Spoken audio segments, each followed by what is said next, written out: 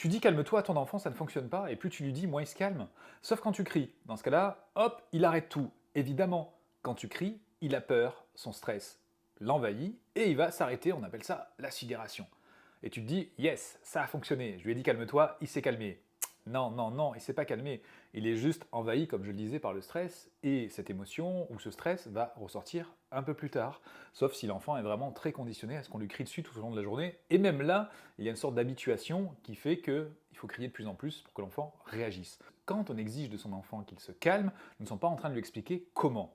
Et comment faire justement pour se calmer, s'apaiser. Et qu'est-ce qu'on entend donc par se calmer? Est-ce que c'est accueillir une émotion, la réguler? Et c'est souvent le cas. Dans ce cas-là, on va apprendre à l'enfant à le faire. Quand tu ressens de la colère, tu peux le dire ou le montrer sur le poster. Je ressens de la colère. Et même l'intensité de ta colère, de 1 à 5, elle est comment?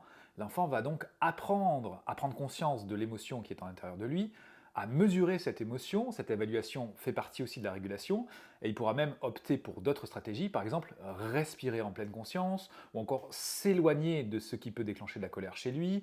Et d'ailleurs, ces stratégies, il va pouvoir encore mieux les apprendre si toi, en tant qu'adulte, tu les pratiques. Comment réagis-tu quand tu ressens de l'énervement?